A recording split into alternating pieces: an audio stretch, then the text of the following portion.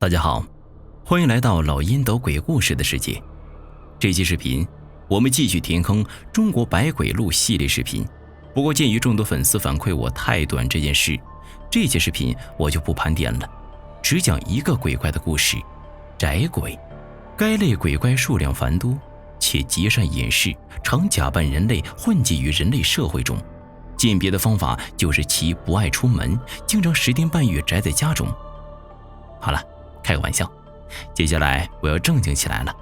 其实在中国古代传说志异中，确实有不少关于宅鬼的故事，不过这些故事都是古人虚构的，并非真实，大家可以放心观看。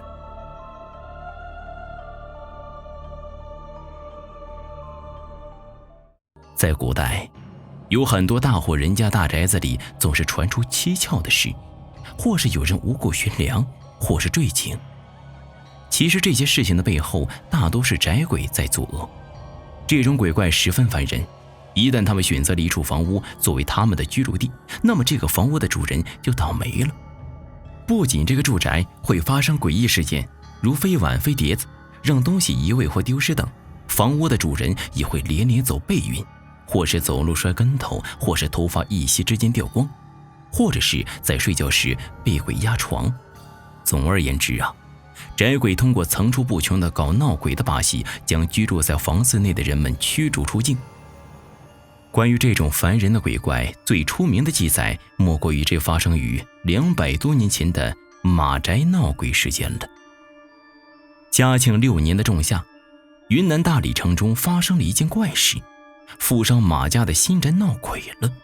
这新宅原本是本地一个退隐仕宦所居，3年前这家主人变故，家眷都回到了乡下，这宅院也足足空了3年。恰逢马家有娶亲喜事，马大人便花了大价钱在城南河边买了这个新宅。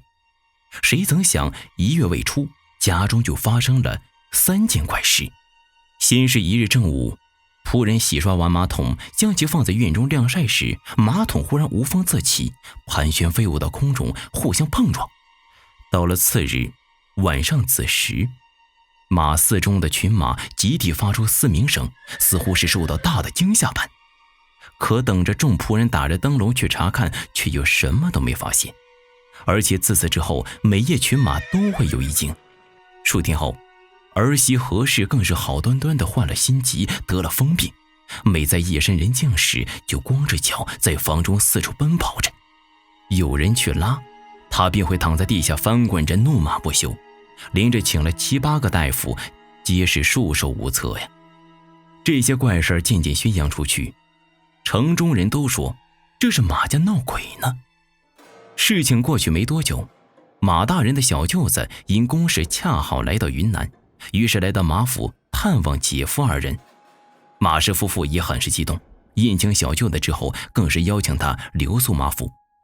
睡至夜半，小舅子感觉口渴，准备下床倒杯茶喝，不料双脚尚未落地，忽听头顶隔板上发出一阵窸窸窣窣的声音。过不多时，头顶的声音越来越大，时而像有人在来回踱步，时而又像是在抖动衣角。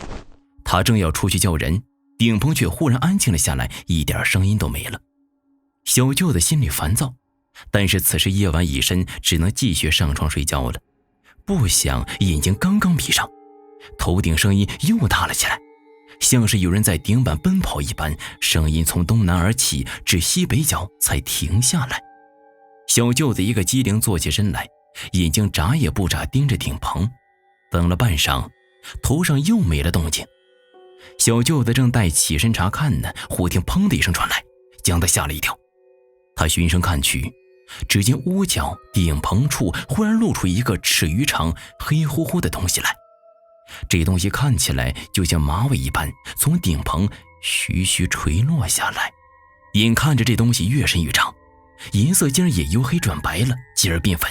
小舅子不知这是何物，心中正觉纳闷呢，忽见这黑雾中露出2只眼睛来，足有杏仁大小，眼中还发出幽暗的绿光，一动不动地看着小舅子。小舅子心中大骇呀，只见这怪物的口鼻也逐渐露了出来，唇红齿白，冷笑不已，烛火也随之缩如绿豆般大小，光线惨淡，即将熄灭。小舅子只觉昏昏沉沉，犹如梦魇，四肢无力，不能动一动。那怪物从顶棚倏然而下，又似旋风般透窗而出，瞬间就没了踪影。说来也奇，怪物一走，小舅子便如大梦初醒，恢复行动。可这怪物等会儿必要回来，这又该如何是好呢？小舅子思来想去，想不出个办法，只能将腰刀抽出放在枕边，又穿好衣服和靴子，躺在床上以备不测。5更刚过，就听马思正的马又嘶鸣起来，随后伴随着呼的一声，一握透窗而入，直扑窗前。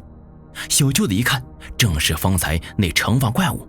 他不及思索，大喝一声，挥刀便向其砍去，随即就听轰然一声大作，怪物消失，蜡烛寂灭，头顶一片乱声，良久平息下来。小舅子也不敢再睡了，紧握腰刀做了一宿啊。直到天光大亮，人声尽起，才赶紧告知了马大人昨夜发生的怪事，并劝诫他赶紧想个法子将宅鬼驱走，否则一家上下都会鸡犬不宁的。此时正好马大人的妻子傅氏听说此事也赶了过来，听丈夫一说便道：我前些日子听说城东边有一个老翁姓徐，被称作能走的活无常，不仅可以出没于幽冥间，还能看见鬼魂的样貌，识别鬼性。我们要不将他请来看看吧？马大人和小舅子听罢都觉此法可行，便让傅氏带上礼物去城东相请徐翁。过了1个多时辰，傅氏便回来了，身后还跟了一个50多岁、身材精瘦的老翁，相貌倒是平常，唯独一双眼睛发出惨绿色的荧光来，似乎带着一身的鬼气。不用说，大家都看出这就是人称活无常的徐翁了。这徐翁一进宅院，便皱起眉头，将所有房屋都查看了一遍，最后在小舅子所居昨晚所住之处停了下来，点上一锅烟，看着顶棚，久久不出一言。马大人见状，心中忐忑不安，当下便问他道：我这宅中可有什么地方不妥当的吗？徐翁抽一口烟，又抬头看了看顶棚，方回答他道：盘天祭地，婚姻小养，人世间不可以没有人，地底下也不能没有鬼。鬼有时候为人，人有时变鬼。鬼得正气为神，得清气为仙，得之缥缈之气为佛，得邪力不正之气为魅。在你们的宅子中，兴风作浪的宅鬼，就是得了邪气的鬼魅。几人一听大惊，希望徐翁赶紧将这宅鬼给驱逐离去。徐翁道：这个宅子地气不正，就算将宅鬼驱赶走了，这宅子留了也没有益处了。以老朽见，还是换一个地方居住，来避开这宅子的戾气吧。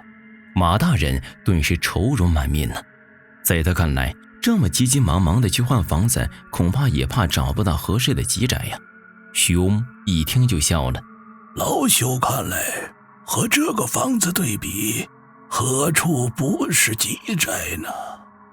马大人听罢恍然大悟，不多时就去别处买了一间宅院，选了个日子便举家搬迁了过去。说来也怪，到了搬家那天，儿媳何氏却大哭不止，说什么也不愿离开。马大人无奈，便让儿子拿着剑恐吓他，不料儿媳何氏却光着脚就要逃跑，众人拉手的拉手，拽胳膊的拽胳膊，费了好大力气才将他拉住，强行给他穿上鞋袜，塞入车中。刚开始儿媳何氏还是折腾不休，但是等离了宅子不一会儿，何氏就一下晕了过去。到了新居，何氏悠悠醒转，行为举止如常人一样，众人问他以前之事，他却是茫然不知。自此之后，家中诸事和顺，鸡犬不惊，而马大人将原来的宅子贱价出售，后来连耕数主，没有一个能得安宁的，最终被废弃作为菜圃了。其实类似的桥段估计大家在很多电影电视剧中都看过吧，足以证明宅鬼的常见性了。好了，本期视频到这里就结束了，大家别忘了关注我，看更多精彩的鬼故事，也别忘了3连支持一下，让更多人看到这个系列视频。咱们下周不见不散。